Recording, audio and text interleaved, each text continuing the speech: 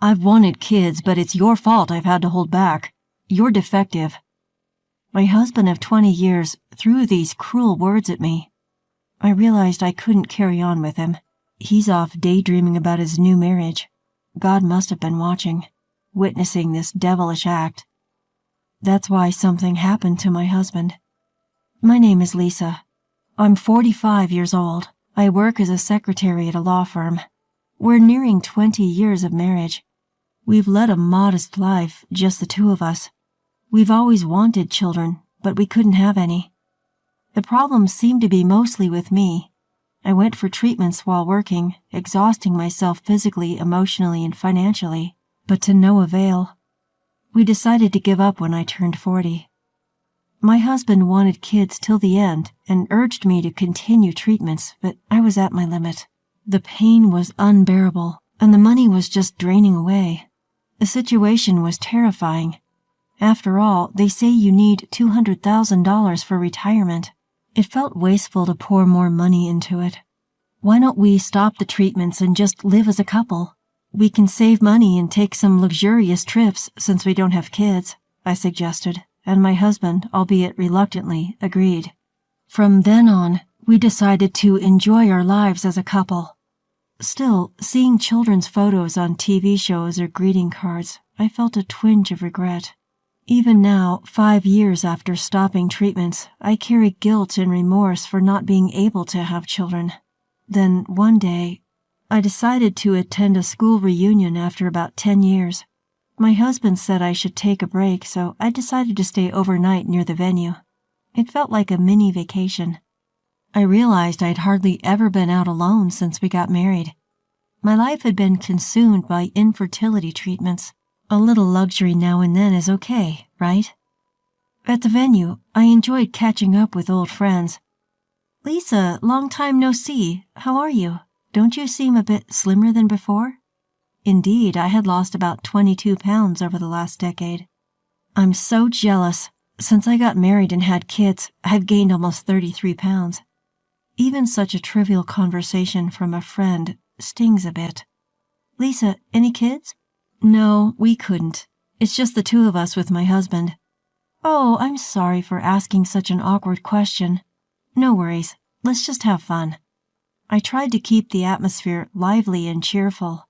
Speaking of which, my son was recently almost caught up in a marriage scam. A scam? I was taken aback by my classmates' words.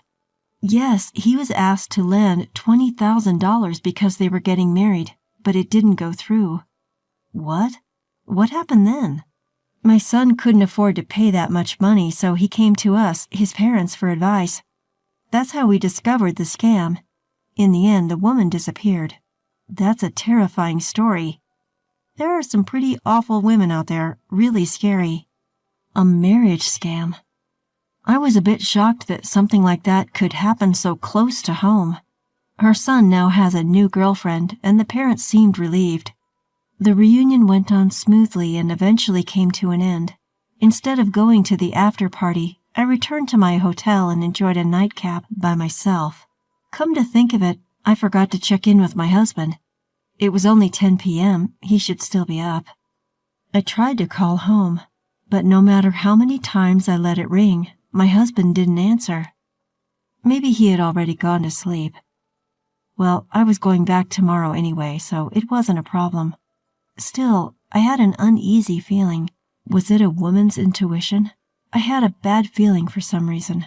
From then on, my husband started coming home extremely late on weekdays, and he started coming home drunk almost every night. Hey, I'm home.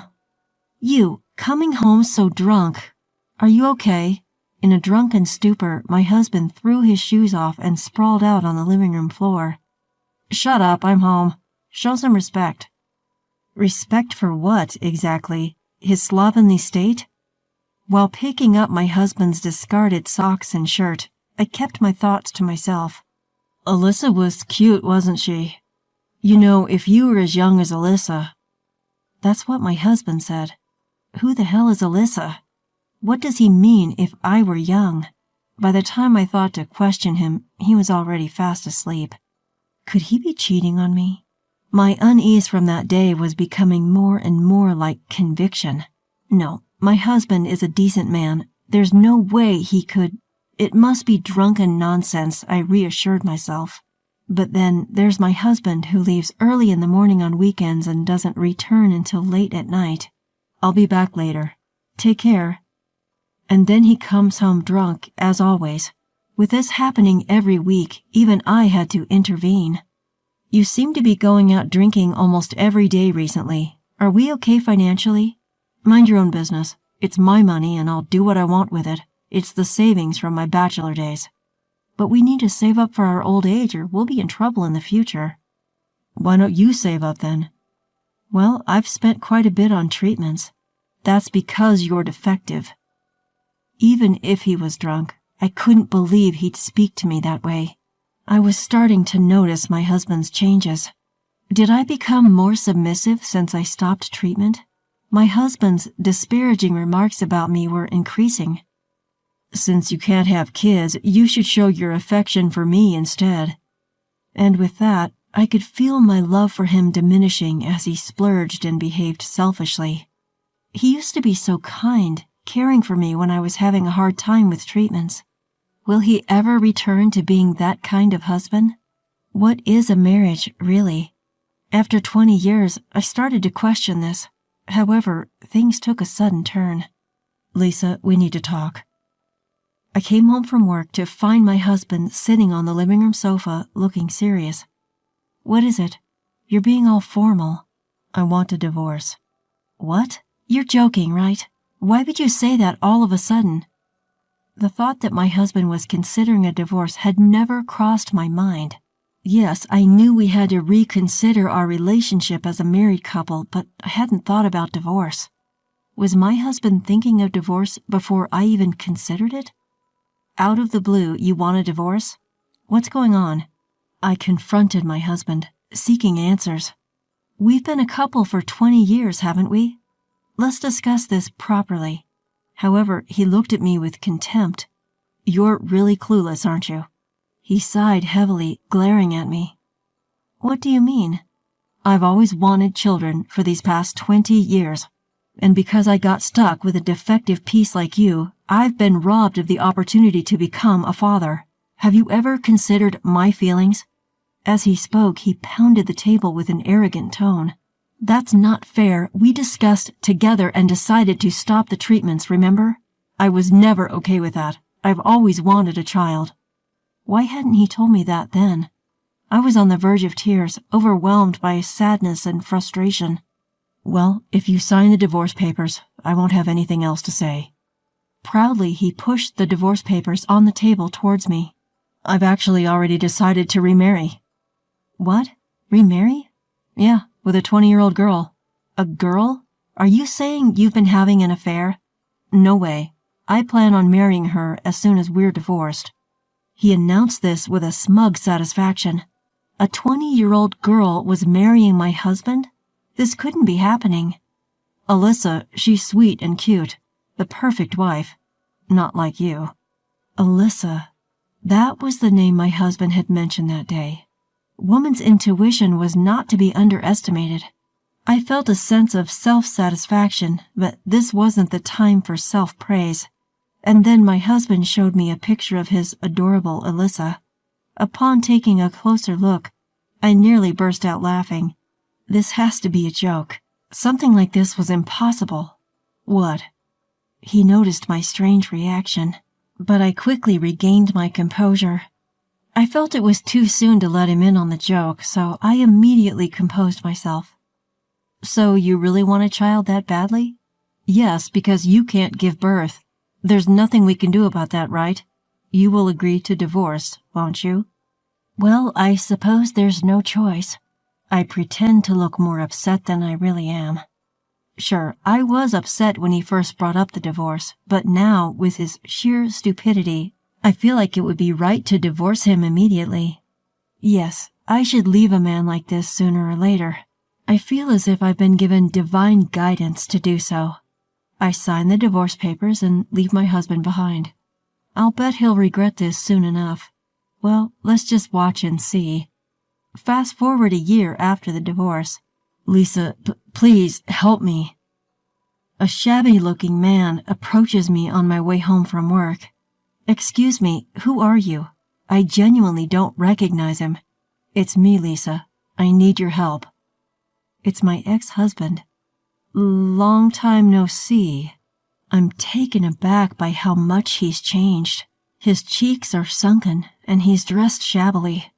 Please, Alice, introduce me to your company's lawyer. I can't just do that out of the blue. Apparently, my ex-husband is having money troubles. I could sort of tell from his appearance, but I never thought he would become a completely different person within a year. If it's your first time, consultation is free. Free? But if you want to hire them, you'll have to pay their fee. I don't have that kind of money. Please, help me. What on earth happened? I decided to listen to his story at a nearby cafe out of pity. Well, actually, before he could say another word, I cut him off. Did that girl, Alyssa, run off? How did you know? Just as I thought. When my ex-husband showed me a picture of a girl named Alyssa, it clicked. That girl looked exactly like the one who conned a classmate's son at a reunion. At that reunion, the classmate was saying, "I can't forgive that woman," and showed her picture around, warning everyone. I think her name was Sally and she was about 22. Well, her age and name are probably fake. It makes sense. The swindler wouldn't use her real name, of course. You knew about Alyssa, didn't you? Well, I guess you could say I knew, but what happened? When I asked my husband for the details, this was the story he gave. He met a woman named Alyssa about a year ago in a nightclub. My husband, who's always wanted children, seemed to have been venting such thoughts in his conversations with her. That's when Alyssa said, "I can have a child for you." The two gradually deepened their relationship after that. My husband would go to the club almost every weekday and would date Alyssa outside the club on weekends, then return to the club. In doing so, he ended up using $10,000 from his savings that he had accumulated when he was single. But Alyssa was so sweet. She never asked for expensive things even when we were outside the club. She was just happy drinking with me at the club. She was different from the stereotypical opportunistic club girls you often hear about. She didn't need designer goods or jewelry. She was satisfied if I was there drinking with her at the club. She was hard-working and sincere. We had agreed not to touch each other's savings from when we were single, so I never noticed anything. I thought it was his money and he could use it as he pleased. I had no idea he was spending that much. And then Alyssa showed her true colors. "I want to get married, but I have debts, so I need to repay them, and it's about $20,000. Then my husband promised to take on Alyssa's debt and transferred the money to her. They moved in together right after our divorce, but Alyssa continued her night work and rarely came home. And then she quit her job at the club and disappeared. Of course, she took all the money and ran. Just how foolish can he be? I started to feel pathetic for having been married to such a man for 20 years. "Did you make a promissory note?" "A what?" When I asked, my husband looked puzzled. "You lent her money, didn't you? Didn't you get a note?" "We were going to be a couple, so I didn't do such a thing." "Really? So doesn't it mean you just gave her the money? Is that so?" "In this case, it seems like you donated $20,000 to Alyssa out of goodwill. This woman must be a pro. In the case of donations, if the amount exceeds $11,000 in a year, gift tax is imposed. Depending on the case, the receiver might be taxed, so Alyssa just took $20,000 in cash and vanished, and she split the money into 2 parts across 2 different years. That way she wouldn't exceed the $11,000 limit and could avoid taxes. The reason my husband thought she was a good girl who never asked for material gifts was because she knew the law well. So what should I do? I don't know, maybe consult a lawyer? It'll cost you, though. Upon hearing that, my husband's shoulders slumped. I've used up all my savings from my single days. The woman I loved ran away from me. I can't tell the company that the marriage is off after I've already told them about remarrying. I boasted about getting a younger wife. Isn't that his own doing? Although I thought that, seeing his pitiful situation, I couldn't say anything. Lisa, it's my fault. Please, come back to me. I realized after you were gone, you were the only one who cared about me. I don't need kids anymore. I'll let you do as you like. You must have been lonely too, right? Does my husband still misunderstand that I still love him? That matter ended half a year ago in my mind, so I confronted him with reality. You know, it's been a year. What's with this sudden change of heart? Isn't it a little too late now? Lisa, are you going to abandon me? Well, it was you who pushed for our divorce in the first place, remember? Lisa, you're the only one I can rely on. My ex-husband looked utterly exhausted. I decided to show him a little mercy. All right then, shall I call up a lawyer friend of mine? Lisa, thank you. I knew I could count on you. With tears welling up in his eyes, my ex-husband seemed genuinely grateful. And the one who came to the coffee shop was Mr. Johnson, the lawyer from my company. John, over here. Lisa, who's this? He's an acquaintance. Seems he's in a bit of a bind. Is that so? Nice to meet you. The name's Johnson. My ex-husband seemed somewhat perplexed by our overly familiar demeanor. You see, we've been dating for the past 6 months. Now what was it you needed advice on? As I finished speaking, my ex-husband looked as if he was in a daze. No, well, I think that'll be it for today. Suddenly snapping back to reality, my ex-husband hurriedly left the coffee shop. In the end, he couldn't afford to hire a lawyer, and resigned himself to his fate. Rumor has it that his company has been abuzz with talk of his unfortunate situation, left by his soon-to-be wife, ignored by his ex-wife. It's a small world. Who would have thought that one of his colleagues was at the same coffee shop, overhearing the entire conversation from start to finish? I heard through the grapevine that he's frantically trying to find a new partner, terrified of facing old age alone. Who was that guy? When Mr. Johnson asked me about it later, I told him the whole story. I'm sorry for involving you in all this. The truth is... I see. You've had quite the ordeal, Lisa. The part about me dating Mr. Johnson was a complete lie. I had asked him to play along with the charade. Sorry for all the trouble. No worries, Lisa. I'm glad I could be of help. By the way, do you have any plans after this? Excuse me? How about grabbing something to eat if you'd like? Caught off guard by this unexpected turn of events, I was a little flustered. A fresh start in my mid-40s. This isn't such a bad beginning. Yes, I'd love to. I was certain a fun-filled future was awaiting me. I couldn't shake off this feeling.